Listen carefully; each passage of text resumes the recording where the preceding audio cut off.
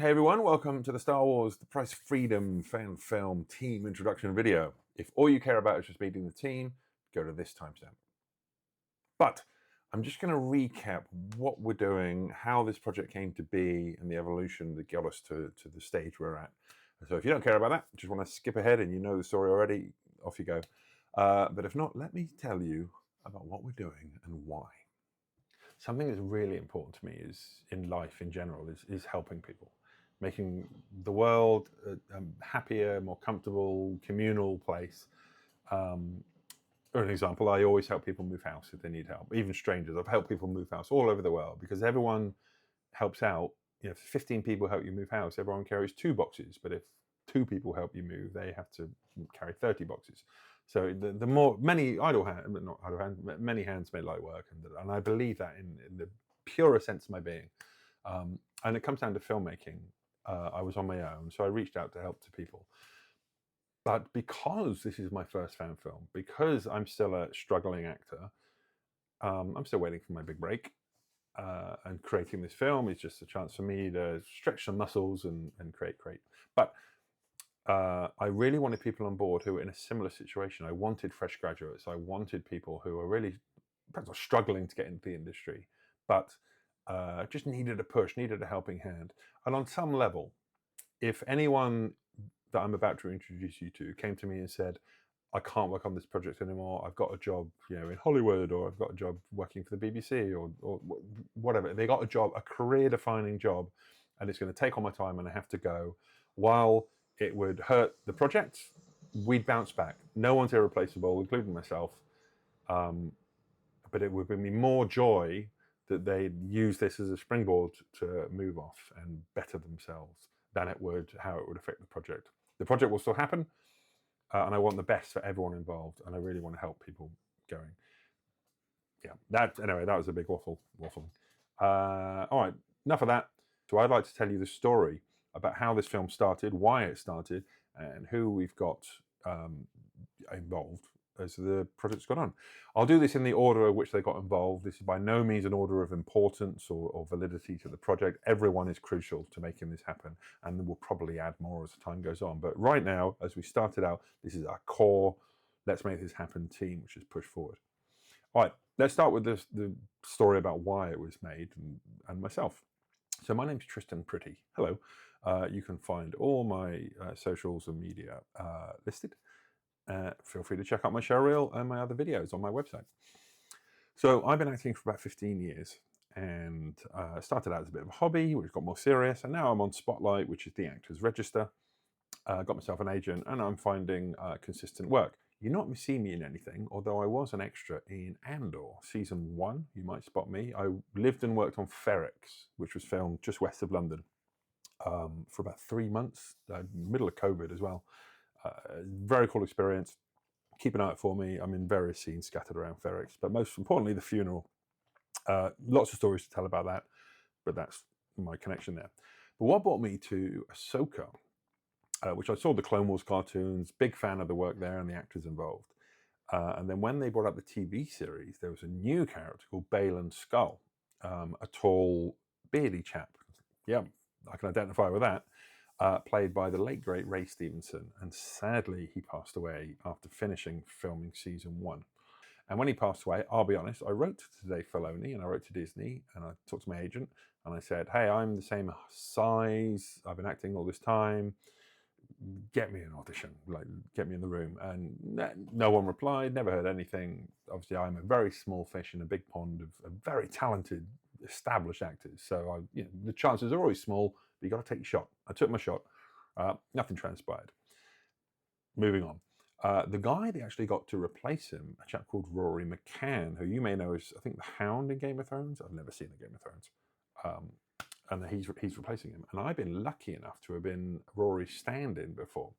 I'm about the same height, same size. And so I was thinking, oh my God, I can be his stand-in again on Ahsoka season 2. Didn't happen, didn't get the call, there we are. But that nugget of being attached to and connected with Baylan, just how one identifies as an actor to a character, loved it, absolutely loved it. So yes, too long didn't read, let's cut to the nub. I wrote a 3-page script set in a forest around a campfire where Balin, sensing something in the Force, comes across 2 mercenaries who kidnapped a small girl, and he realizes, oh, she's Force sensitive, or she's one of me, because he's been on the run since Order 66. So he kills the mercenaries and says, come with me, and that's it. Like 3-minute film, 1 set, 1 location, really cool. And I was very happy with it, but it was a bit basic. So I realised as well, I don't have any decent camera equipment. I don't know how to film stuff. I'm just an actor. I don't know about that side behind the scenes. So our first introduction is to Danny. Now, I'd worked with Danny a couple of times before on a few showreel scenes and a few small projects. Very talented actor in his own right, but he also owns a production company. And he's got all the equipment, all the experience, but is also, I won't say a one-man band, but he's just dipped his toe into so many aspects of filmmaking that his experience and knowledge was so invaluable to me. So I reached out to him and said, hey, I've got this script. Do you want to help me film it? And if memory serves, and he might correct me on this, he said, well, make your grandest vision. If you've got your simple one, make your grandest vision and see what settles in the middle. So I wrote another script, which was massive, with a slave auction at the beginning and a chase scene and stuff way beyond the budget and the time and the effort for a short fan film, especially my first fan film. So I toned it down where we have the script we have today. So I have this script, and Danny was very much on board, lots of advice to get finessing down, and we agreed, yes, we'd work together and we'd make this film. So Danny is our director of photographer. He's going to be managing light, sound, and all the logistics behind the camera. And we'll get some people to help him along the way. So the team will grow on that, but he is the heart and soul of the project. Like, he is definitely the more experienced. We're looking to him for guidance technically. He's really going to whip us into shape and help push this to be the film it is. And if you saw the concept teaser trailer, that was all him, all his ideas, his directing, his story. He wrote a little mini story, just amazing. Danny, thank you. So glad we met. That's Danny. All his links are in the description below. Subscribe to him on Instagram. Check him out. If you're a struggling working actor, he does showreel scenes, reasonably priced. And I've done a few myself over the years. They're just great. So that's Danny. Okay, so at this point, I've got a script. I've got someone that knows what they're doing to help push and support and guide me in this. But I wasn't really sure. I'm not a script writer either.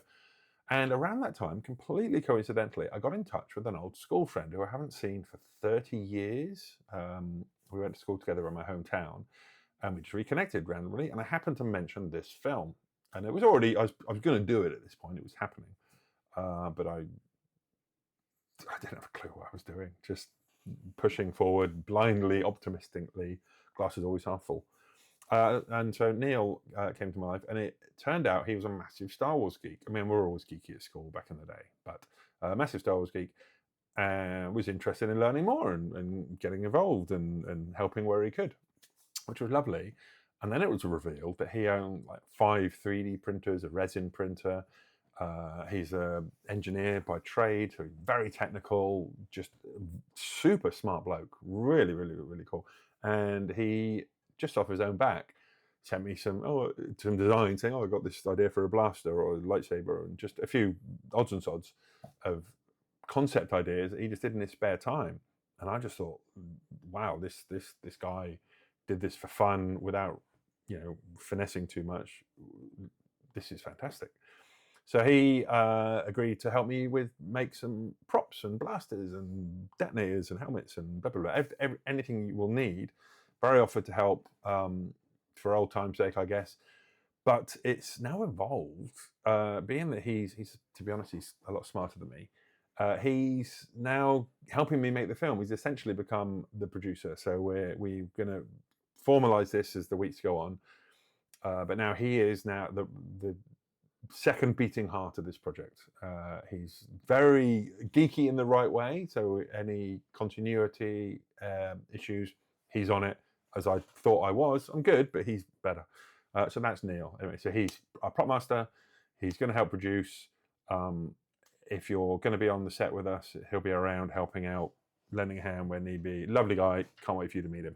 That's Neil. So I had a story. I had people to help me make that story come to life. But my script wasn't perfect. It needed polish. It needed a professional lick, if you like. So Neil introduced me to Grace, who just finished a degree in screenwriting from the University of Chichester.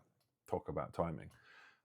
So they took my script, read it, understood the beats, what I was trying to accomplish. Luckily, they're a big old geek too. And between the two of us, established what we wanted, and then they went off and rewrote the script, set up the scene so much better than I ever could, gave the characters more flesh and life to them than I ever could, and just polished it in a way that we're really happy with what we've got. They also helped me write, no, that's a lie, they did the whole thing, the audition sides, which any of you that auditioned, that's all Grace's work. There might be changes coming up, who knows, but we'll both be polishing that until the last minute, I'm sure. But without Grace's input, this wouldn't be the project it is. So check out their socials, go follow them, and support up-and-coming talent. So in this film, without giving spoilers away, we do have an animal, a beast, which is kind of important to the story. And I really want it to come to life. Now, there's ways in filmmaking that you can cheat these things, have the beast only seen through its own point of view, or keep the beast in a cage and have the cage rattling, or whatnot. It's done successfully for many, many amazing films over history.